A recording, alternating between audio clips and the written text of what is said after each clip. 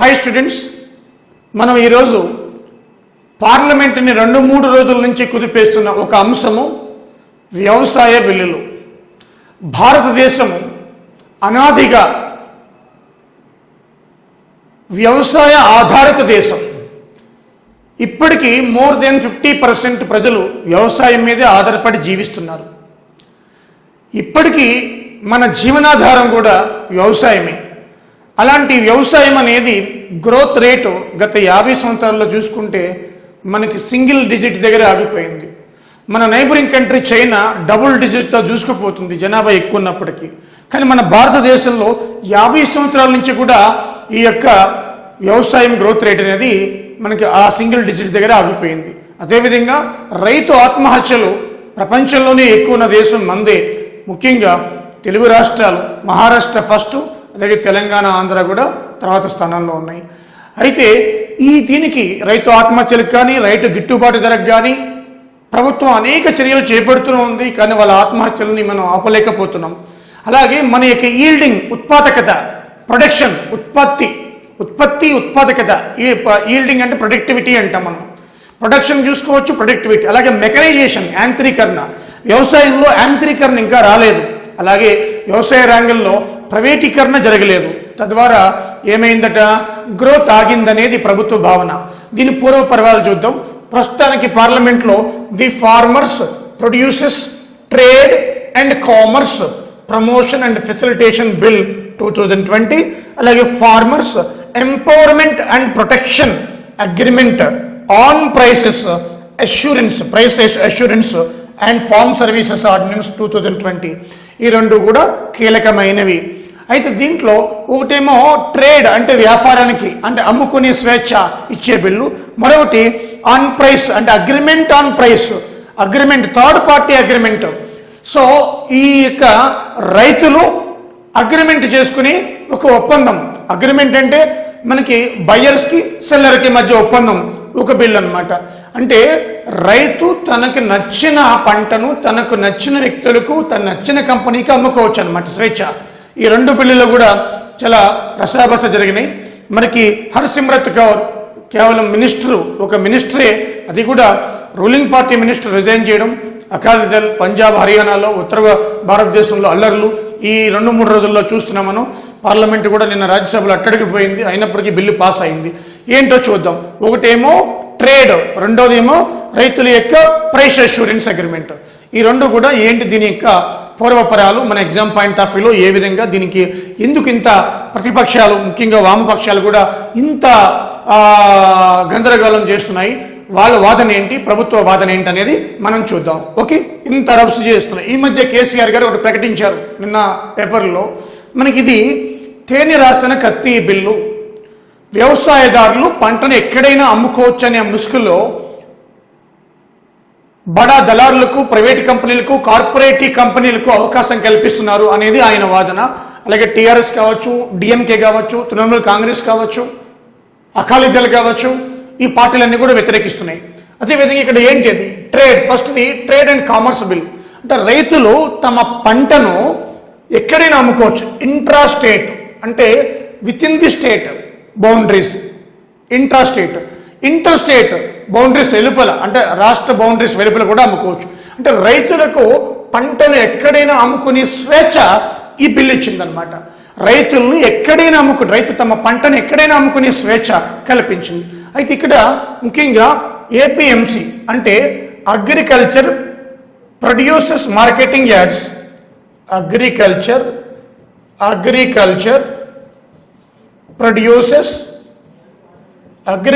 Producer marketing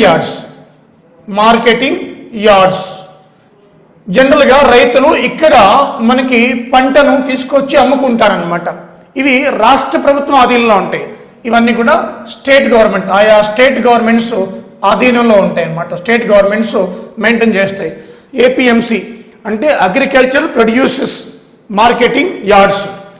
ఇవి రాష్ట్ర ప్రభుత్వ ఆధీనంలో ఉంటాయి. రైతులు ఇక్కడ తెచ్చి తమ పంటను అమ్ముకోవాలి. ఇక్కడ బయర్స్ ఉంటారనమాట. ఇక్కడే చాలా ఇంపార్టెంట్, మీకు ఈ బిల్లులో ఉన్న అంశమే ఇది. So APMC agricultural producers marketing yards, ఇవి రాష్ట్ర ప్రభుత్వ ఆధీనంలో ఉంటాయి. అయితే రాష్ట్ర ప్రభుత్వం అధీనంలో ఉన్నప్పుడు రాష్ట్ర ప్రభుత్వం ఇక్కడ వాళ్ళకి సెస్ పే చేయాలి, ట్యాక్స్ అంటే లీవీ అంటాం, ట్యాక్స్ లాంటిది అనమాట, పే చేయాలి. అదేవిధంగా ఫీ పే చేయాలి. ఈ విత్ ఇన్ ది మార్కెట్ లోపల అమ్ముకుంటే ఇవన్నీ పే చేయాలన్నమాట. ఇప్పుడు ఇది ఏపీఎంసీ కానీ కాకుండా బయట కూడా అమ్ముకోవచ్చు. అయితే state government prohibited from levy fee cess outside MC area. అంటే ఇప్పుడు పంటలను ఏపీఎంసీలోనే కాకుండా రైతులు స్వేచ్ఛగా మార్కెట్ యార్డులో కాకుండా బయట కూడా అమ్ముకోవచ్చు అనమాట. అంటే రైతులకు స్వేచ్ఛ ఇచ్చింది. వాళ్ళు అప్పుడు ఏం చేసి ఫీ కట్టవలసిన లేదు, సెస్ కాదు. ఇప్పుడు రాష్ట్ర ప్రభుత్వాలకి దీనివల్ల నష్టం ఎలా జరుగుతుంది? వాళ్ళ నుంచి వచ్చే లీవీ పోతుంది, ఫీ పోతుంది, సెస్ పోతుంది. అందుకని కొన్ని పార్టీలు వ్యతిరేకిస్తున్నాయి. రాష్ట్ర ప్రభుత్వాలకు వచ్చి ఆదాయమో పోతుంది అన్నమాట. ఇది నెంబర్ 1. ఓకేనా? సో నెంబర్ 2 చూద్దాం. అగ్రిమెంట్, ట్రేడ్ అండ్ అగ్రిమెంట్ అంటే ఫార్మర్స్కి బయర్స్కి, ఎవరైతే కొనుగోలుదారులు ఉన్నారో ఫార్మర్స్కి బయర్స్కి మధ్య ఒక అగ్రిమెంట్ జరుగుతుంది. ఈ అగ్రిమెంట్ ఎట్లా? మినిమం 1 సీజన్ క్రాప్, అంటే ఒక క్రాప్ సీజన్, ఆ క్రాప్ సీజన్ ఏంటది? పంటకి మారుతూ ఉంటుంది. లేదా 1 ప్రొడక్షన్ సైకిల్, ఇది minimum 1 production cycle. Maximum 5 years agreement. Buyers, ఈ బయర్స్ ఎవరు ఉండొచ్చు? మేబీ కార్పొరేట్ ఉండొచ్చు, మేబీ ఎవరైనా వెండర్స్ కానీ ఏమన్నా గ్రూప్ ఉండొచ్చు, కార్పొరేట్ కంపెనీస్ ఉండొచ్చు, అలాగే గ్రూప్ ఉండొచ్చు, ఒక కంపెనీ ఉండొచ్చు, కార్పొరేట్ ఒక కంపెనీ ఉండొచ్చు, ఏదైనా ఎవరైనా ఉండొచ్చు. వాట్ ఎవర్ మేబీ, బయర్ అంటే బయరే. సో ఈ బయర్కి ఫార్మర్స్కి అగ్రిమెంటు. ఈ agreement guaranteed price subject to variations, guaranteed price. ఇక్కడ సమస్య అనమాట. ప్రతిపక్షాలు ఎందుకు చేస్తున్నాయంటే ఇక్కడే సమస్య. ఒకటేమో ఏపీఎంసీ సమస్య, రెండోదేమో గ్యారెంటీడ్ ప్రైస్ అని ఉంది. అయితే అంతకుముందు మినిమం సపోర్టింగ్ ప్రైస్, కనీస మద్దతు ధర, ఇది ప్రభుత్వం ఇచ్చేది. కానీ ఇప్పుడు దీంట్లో ఆ ప్రస్తావన లేదు. అందుకని ప్రతిపక్షాలు ఈ minimum supporting price procurement, government ప్రభుత్వ సేకరణ, ప్రభుత్వమే సేకరిస్తుంది అనమాట. కొన్ని పంటలను ప్రభుత్వమే కొంటుంది. ప్రభుత్వ సేకరణ అంటే గవర్నమెంట్ ప్రొక్యూరింగ్ ప్రైస్ లేదు ప్రస్తావన, అలాగే మినిమం సపోర్టింగ్ ప్రైస్ లేదు. మినిమం సపోర్టింగ్ ప్రైస్ లేదు, గవర్నమెంట్ ప్రొక్యూరింగ్ ప్రైస్ లేదనమాట. ఈ రెండు కూడా దీంట్లో ప్రస్తావన లేదు. అందువల్ల గ్యారెంటీడ్ ప్రైస్ అంటే వాడు ఎవరిస్తారు? బయర్ ఇస్తారట. అగ్రిమెంట్లో ఉంటుంది అది. అది ఎంత అనేది వాడు వీళ్ళిద్దరి మధ్య జరుగుతుంది అగ్రిమెంట్ అనమాట. అంటే ఇక్కడ వీళ్ళిద్దరి మధ్య తప్ప ఈ మినిమం సపోర్టింగ్ ప్రైస్ గురించి, గవర్నమెంట్ ప్రొక్యూరింగ్ ప్రైస్ గురించి కూడా నిబంధనలు లేవు. అంటే ఇక్కడ వీడు ఏ విధంగా చెప్తే ఆ విధంగా. సో ఇది మనకి దీంట్లో అగ్రిమెంట్ అనమాట. ఇప్పుడు మిగతా కీ ఇష్యూస్ ఏంటో చూద్దాం ఒకసారి. ఒకవేళ ఇక్కడ ఏమైనా డిస్ప్యూట్స్ వచ్చాయనుకో ఫార్మర్స్కి బయర్స్కి, లేదా కంపెనీకి ఫార్మర్స్కి డిస్ప్యూట్స్ వచ్చాయనుకో, అప్పుడు ఏం జరుగుతుంది అంటే 3 level మెకానిజం పెట్టారు. డిస్ప్యూట్స్ మెకానిజం ఏంటో చూద్దాం ఒకసారి. కంపెనీకి, ఫార్మర్స్కి, కార్పొరేట్ కంపెనీకి, లేదా ఫార్మర్స్కి బయర్స్కి మధ్య ఏదైనా డిస్ప్యూట్స్ వచ్చినప్పుడు బోర్డ్, ఫస్ట్ లెవెల్ బోర్డు ఉంటుంది, ఇక్కడ సెటిల్ చేసుకోవాలి. తర్వాత సబ్ డివిజనల్ మెజిస్ట్రేట్ లెవెల్ 2లో ఉంటుంది. తర్వాత అపిలేట్ అథారిటీ లెవెల్ 3లో ఉంటుంది.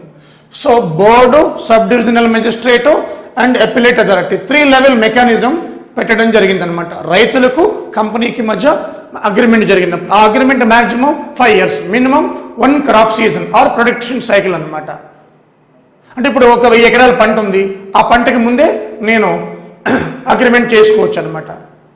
చూద్దాం రైతుకి లాభం ఎంత, ప్రభుత్వం ఏం చెప్తుంది లాస్ట్లో. ముందు ఈ బిల్లు ఏమున్నాయని చెప్తాను, కీ హైలైట్స్. ఓకే, కారణాలు ఏంటి? Why the Modi government brought this bill? కారణం ఏంటంటే ఈ parliamentary standing committee on agriculture 2018-19లో కొన్ని కమిటీ వేశారు. ఇది ఒక కమిటీ వేశారు వ్యవసాయం మీద. ఇవి మొత్తం దేశం అంతా తిరిగారు. ఈ కమిటీ అంతా కూడా తిరిగి లాస్ట్కి వాళ్ళు ఇచ్చిన రిపోర్ట్లో ఏముందంటే transparent, easily efficient, transparent, easily efficient ఒక మార్కెట్ ప్లాట్ఫామ్ కావాలి రైతులకి. అదేవిధంగా many farmers not getting APMC agricultural produce marketing కమిటీస్ని ఉపయోగించగలపోతున్నారు. ఎక్కడో మారుమూల ప్రాంతాల్లో ఉంటారు రైతులు, వాళ్ళు అంత దూరం వచ్చి జిల్లా హెడ్ క్వార్టర్కి ఉపయోగించుకోవాలంటే చేసుకోలేరు. అలాగే గవర్నమెంట్ ప్రొక్యూర్మెంట్ ఫెసిలిటీస్ని కూడా వాళ్ళు ఉపయోగించుకోలేకపోతున్నారు. Unable to utilise government procurement facilities, అంటే గవర్నమెంట్ సేకరణ ధరను కూడా ఆ ఫెసిలిటీస్ కూడా ఉపయోగించుకోలేకపోతున్నారు. ఇది డ్రాబ్యాక్ అనమాట. అందుకే రైతుల పరిస్థితి ఆ విధంగానే ఉంది. తర్వాత వాళ్ళు సజెస్ట్ చేసింది ఏంటంటే with small rural market viable alternative for APMC, అంటే స్మాల్ రూరల్ మార్కెట్స్ అంటే viable alternative for APMC. APMC అంటే అగ్రికల్చర్ ప్రొడ్యూస్ మార్కెటింగ్ కమిటీస్. అంటే చిన్న చిన్న rural markets if we provide adequate facilities infrastructure, అంటే చిన్న చిన్న గ్రామీణ ప్రాంతాల్లో మార్కెట్ ఫెసిలిటీస్ కల్పిస్తే ప్రాపర్ ఇన్ఫ్రాస్ట్రక్చరు, అవి ఏపీఎంసీ కంటే మెరుగ్గా అక్కడే అమ్ముకోవచ్చు వాళ్ళు అనేది వీళ్ళ వాదన అనమాట. అందుకని దానికోసము వీళ్ళు కార్పొరేటీకరణ అని ప్రతిపక్షాలు చెబుతుంటే ప్రైవేట్ అంటే మనకి ప్రైవేట్ వ్యక్తులను దీంట్లోకి తీసుకురావడం ద్వారా ఇన్ఫ్రాస్ట్రక్చర్ ఫెసిలిటీస్ పెరిగి వ్యవసాయ ఉత్పత్తులు మనకి పెరుగుతాయి, బయర్స్ ఎక్కువ అవుతారు, బయర్స్ ఎక్కువైతే పోటీ పడతారు, పోటీ పడితే ధరలు పెరుగుతాయి, రైతులకి లాభం ఎక్కువ వస్తుంది. ఇది ప్రభుత్వ వాదన. సో ఈ పార్లమెంటరీ స్టాండింగ్ కమిటీ ఇచ్చింది. ఇప్పుడు జనరల్గా ఏపీఎంసీ ఏం చేస్తుంది? రెగ్యులేట్ మార్కెట్, ట్రేడ్, లైసెన్స్ ఇస్తుంది, లీవీ వసూలు చేస్తుంది, ఇన్ఫ్రాస్ట్రక్చర్ ఫెసిలిటీస్ మార్కెట్లో అంతా కూడా. అదేవిధంగా గ్రామీణ ప్రాంతాల్లో కూడా ఏర్పాటు చేస్తే రైతులకు ఎక్కువ లాభదాయకంగా ఉంటుంది. ఇలా చేయాలంటే ప్రభుత్వం చేయలేదు, డబ్బులు లేవు, కాబట్టి ప్రైవేట్ వ్యక్తులను ఇన్వైట్ చేయాలి వ్యవసాయంలోకి. అది దీని యొక్క పాత్ర. ఓకే, అల్టిమేట్లీ ఏం చెప్పిందంటే మనకి ముఖ్యంగా నో అడిక్వేట్ బయర్స్, అంటే తగినంత బయర్స్ లేరు. బయర్స్ లేకపోతే ఏమవుతుంది? పంటకి ధర గిరాకీ ఉండదు. అదేవిధంగా నో ప్రాపర్ ఇన్ఫ్రాస్ట్రక్చర్, అలాగే రెడ్యూస్ కాంపిటీషన్, అంటే ఆ పంటకు గిరాకీ ఉండదు సరిగా. అలాగే channel is very rigid to entry into APMC, అంటే మార్కెట్ యార్డ్లోకి వెళ్ళాలన్న ఒక రైతు, సాధారణమైన రైతు చాలా కష్టమట. సో ఇవన్నీ కారణాల వల్ల కూడా మనకి ఈ యొక్క బిల్లుని తీసుకురావడం జరిగింది. స్టాండింగ్ కమిటీ వేసిన తర్వాత అప్పుడు ఈ బిల్లుకి తుది రూపం ఇచ్చారని ప్రభుత్వం చెప్తుంది. ఇన్ని సమస్యలు ఉన్నాయి కాబట్టి రైతులను ఆదుకోవడానికి, రైతు రాజ్యం కోసమే మేము ఈ బిల్లును తీసుకొచ్చామనేది ప్రభుత్వం యొక్క వాదన అనమాట. ఓకే, ఈ కీ ఇష్యూస్ మన honourable prime minister Narendra Modi గారు ఏం చెప్తున్నారంటే ఈ బిల్లు వల్ల, ఈ రెండు బిల్లు వల్ల, ఒకటేమో ఎంపవర్మెంట్, ఒకటేమో ట్రేడింగ్ బిల్, ఈ రెండింటి వల్ల ఏంటంటే ఇంక్రీజ్ అవైలబిలిటీ ఆఫ్ బయర్స్ ఎప్పుడైతే పెరిగారో పంటకి డిమాండ్ పెరుగుతుంది. అదేవిధంగా ఇంక్రీజ్ ప్రొడక్షన్ ప్రొడక్టివిటీ, రైతులు కూడా పంటకి డిమాండ్ ఉన్నప్పుడు రైతులు కూడా ముందుకు వచ్చి ఎక్కువ కల్టివేట్ చేస్తారు. అదేవిధంగా ఇంక్రీజ్ మెకనైజేషన్, ఇది చాలా పెద్ద డ్రాబ్యాక్. మెకనైజేషన్ అంటే యాంత్రీకరణ, వ్యవసాయంలో యాంత్రీకరణ జరగాలి అంటే మనకి ప్రైవేటు పెట్టుబడులు రావాలట. ఇంతవరకు వ్యవసాయ రంగంలో ప్రైవేటు పెట్టుబడులు రాలేదు. వ్యవసాయాన్ని యాంత్రీకరణ జరిగినప్పుడే అక్కడ లాభదాయకంగా ఉంటుంది, ఖర్చు తగ్గుతుంది. 100 మంది పని చేసేది ఒక యంత్రం చేస్తుంది కాబట్టి ఖర్చు తగ్గుతుంది. సో మెకనైజేషన్ వచ్చినప్పుడే ఈల్డింగ్ పెరుగుతుంది అనమాట. So this is the very important point. Narendra Modi గారు ఈ విషయాన్ని పేపర్లో చెప్పడం జరిగింది. అదేవిధంగా increase competition for better price for crops, ఇక్కడ వచ్చింది మనకి. వాళ్ళు ఏమంటారు?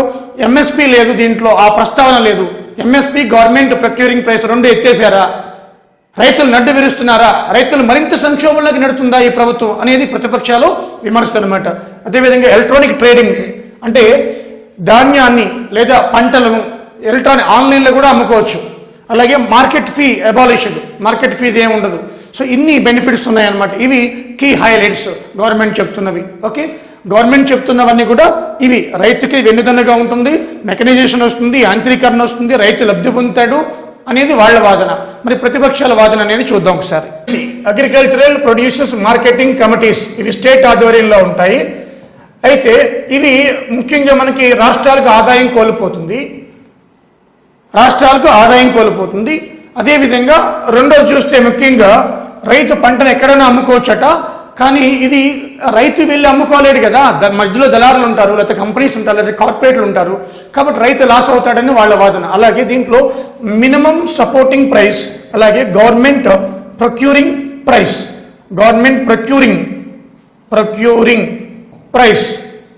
ప్రైస్ ఈ రెండింటి ప్రస్తావన లేదు. సో ఇవి ఉంటే రైతుకి వెన్నుదన్నుగా ఉంటుంది అనేది వాళ్ళ వాదన అనమాట. ఓకే, సో ఇదే ముఖ్యంగా మనకి రైతు పంటను ఎక్కడైనా అమ్ముకోవచ్చు, అలాగే ఎంఎస్పి ధర లేదు.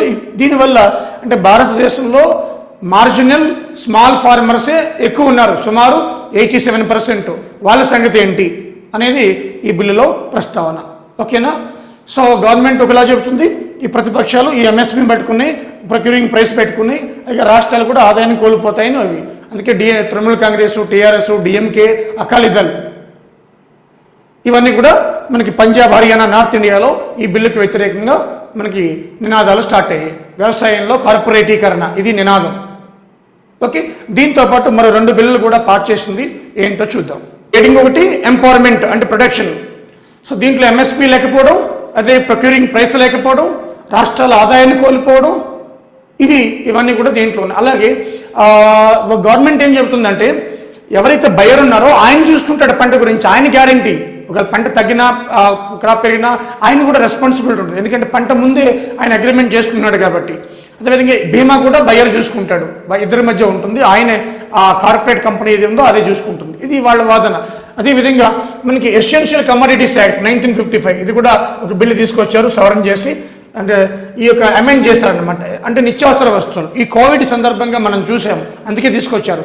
ఈ ఎసెన్షియల్ కమోడిటీ యాక్ట్ అంటే petrol, fertilizers, food items like మనకి ఆనియన్స్, సిరియల్స్, పప్పు ధాన్యాలు, ఇవి నిత్యావసర వస్తువులు అనమాట.